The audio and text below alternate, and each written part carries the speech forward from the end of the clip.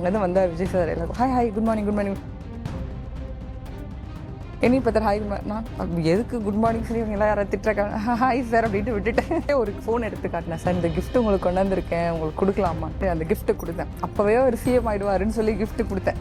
அப்படியே சிஎம் கொடுத்தீங்க? அது இருக்கு. அன்றே கணித்தார் சபித்தான் சொல்லலாமா? அந்த கிஃப்ட் அவருக்கு ரொம்ப பிடிச்சது. விஜய் சாரோட கல்யாணத்துக்கு இன்விடேஷன்லாம் நான் அப்பவே போயிருக்கேன். அவர் கல்யாணத்துக்குலாம் அப்படியே அமைதியாக இருந்துட்டே கலாய்ப்பாரு. அந்த மாதிரி சூர்யா சார் ஹெச்பி நோட் சாட்டெல்லாம் போயிட்டு நீங்கள் இன்ஸ்டாகிராமில் நான் இவ்வளோ ஃபாலோவர் வச்சிருக்கேன் சார் காதுனால போடுவார். தயவு செய்து உங்கள் ரீல்ஸ் அனுப்பாதீங்க, தயவு செய்து உங்கள் இன்ஸ்டாகிராம் எதுவும் ரிலேட்டடாக அனுப்பாதீங்கன்னு ஃபர்ஸ்ட் சொல்லுவாங்க. சொல்லுங்க.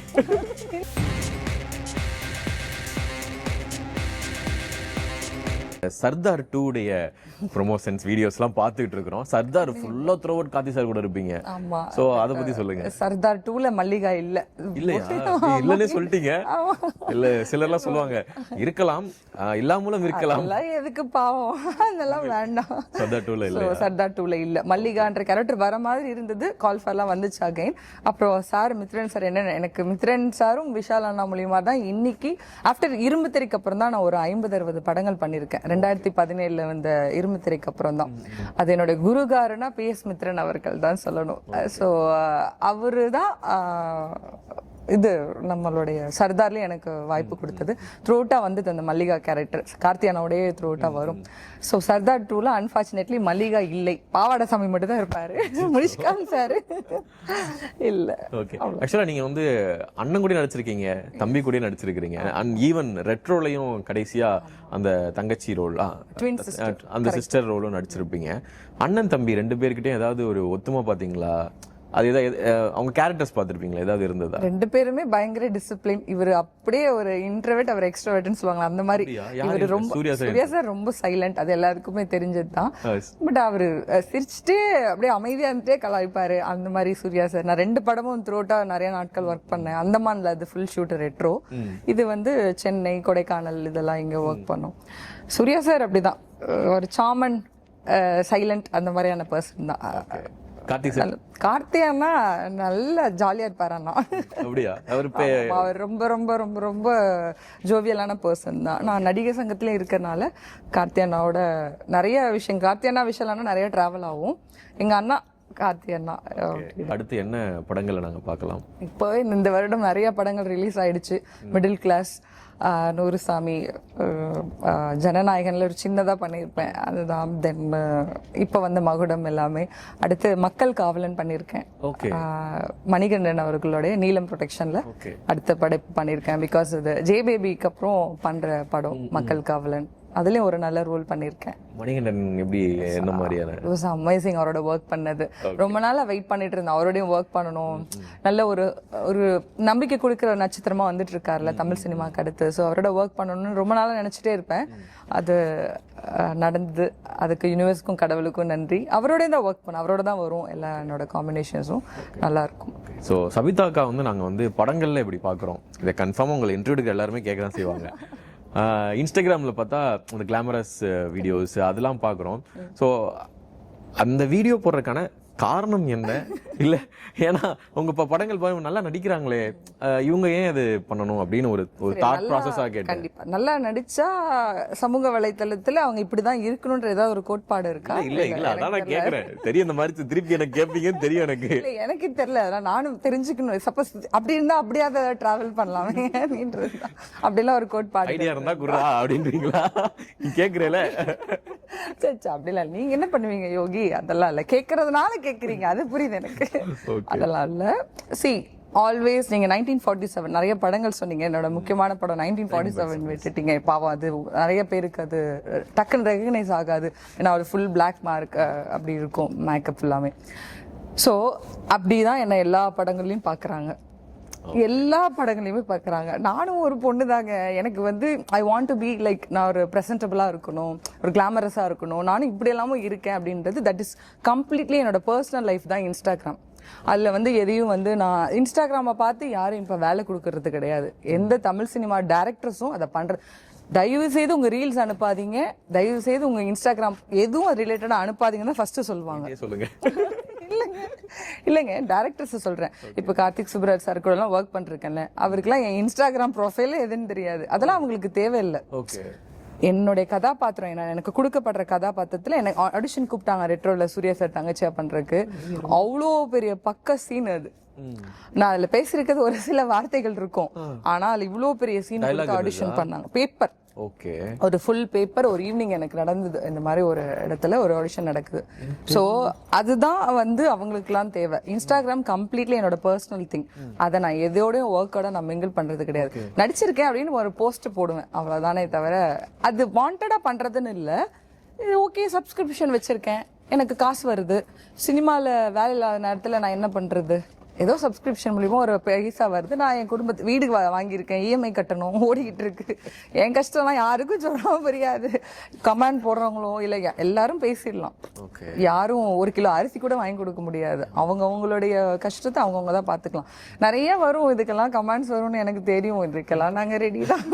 இல்லைக்கா, இப்போ நான் நிறைய பேர்கிட்ட ஆர்டிஸ்ட்டை இன்டர்வியூ பண்ணும்போது அவங்க என்ன மேபி தனியாகவும் சொல்லியிருக்காங்க, இப்படியே சொல்லியிருக்காங்க, இன்ஸ்டாகிராம் ஃபாலோவர்ஸ் கேட்குறாங்கப்பா அப்படின்னு, வெளியில தெரிஞ்சிருக்கணும் அப்படின்ற மாதிரி எல்லாம் சொன்னாங்க. நீங்க ரொம்ப டிஃபரெண்டா கேக்குறீங்க. மேபி தமிழ் சினிமால எனக்கு தெரிஞ்சபடி இல்லைங்க. நானும் காட்ஸ் கிரேஸ் இவ்வளவு படங்கள் பண்ணிட்டேன். இன்னைக்கு ஜனநாயகன் வரைக்குமே பண்றதுக்கு வரைக்கும் என்னைக்குமே ஹெச்பி நோட் சாட் எல்லாம் போயிட்டு நீங்க இன்ஸ்டாகிராம்ல நான் இவ்வளவு ஃபாலோவர் வச்சிருக்கேன் சார் காதுனால போடுவாரு.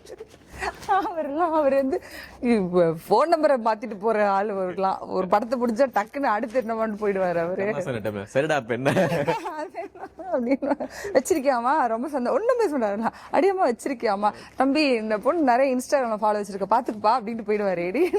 விஜய் சார் மீட் பண்ணீங்களா இதுல? அதை பத்தி நீங்க கேட்கவே இல்லை. அதான் அதை எப்படி கேட்காம இருப்பேன்.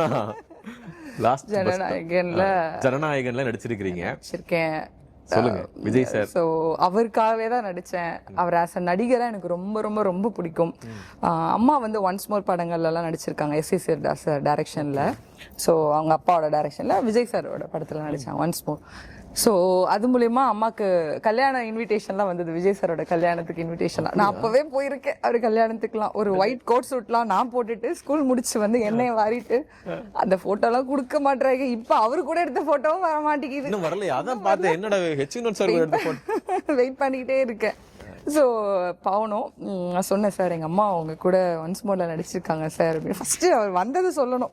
நான் பட் நின்றுட்டு இருந்தேன். நீங்களால எதுவும் பேசுறாதீங்க, சார் டிஸ்டர்ப் பண்ணுறாதீங்க அப்படி இப்படின்னு டீம்ல எல்லாம் சொன்னேன். சார் நான் ஏன் சார் பண்ணுறேன், நடிச்சதே போகுது சார், அதெல்லாம் நான் பண்ண மாட்டேன் சார் அப்படின்னு சொல்லிட்டேன். ஏன்னா அவங்க வந்து அவரோட ப்ரைவசியை வந்து சொல்கிறாங்க, அது தப்பு கிடையாது.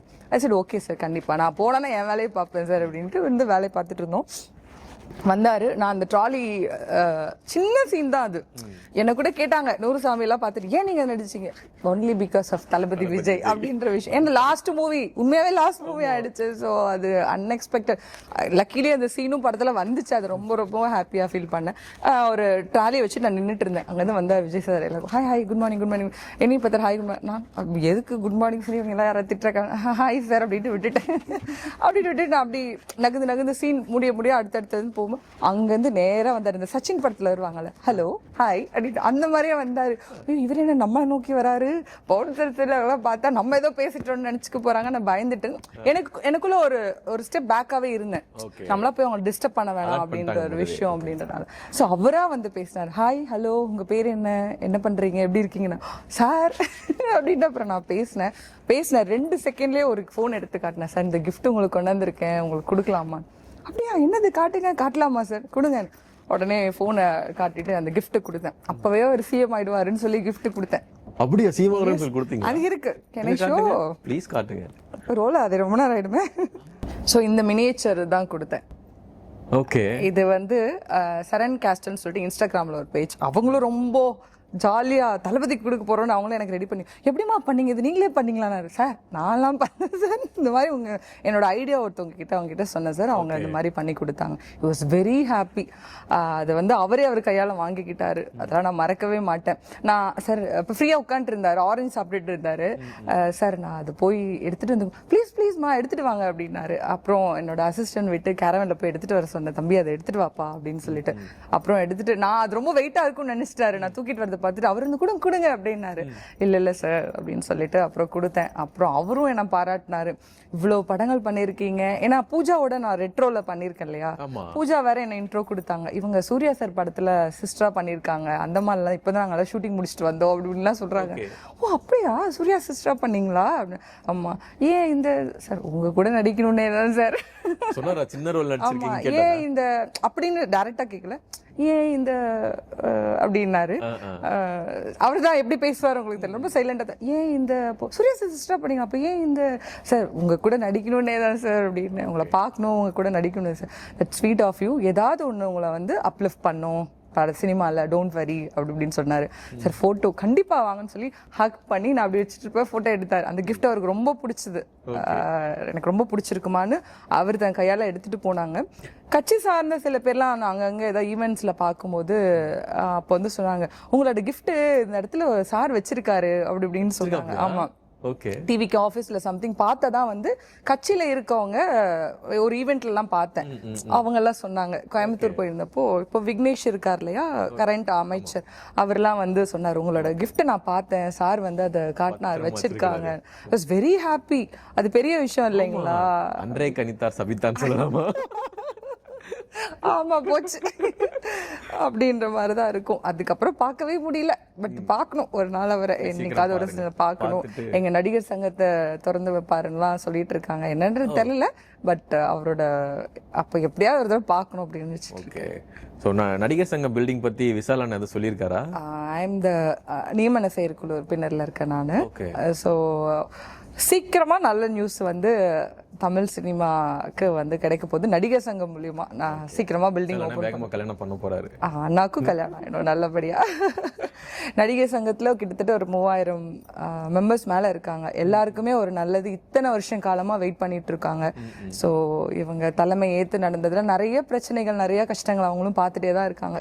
பல வழக்குகள், ஒன்றா இரண்டான்ற மாதிரி அவ்வளோ வழக்குகளையும் பார்த்து இன்னைக்கெல்லாம் முடிஞ்சு பில்டிங் வெரி சூன் சூப்பராக ஓப்பன் ஆக போகுது. அதை நாங்களாம் காத்துட்ருக்கோம்.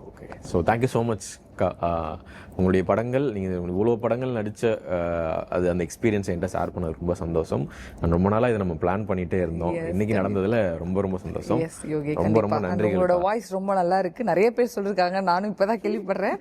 சீக்கிரம் நீங்களும் நிறையா விஷயங்கள் பண்ணுங்கள். வாழ்த்துக்கள். நன்றிகள். நன்றி.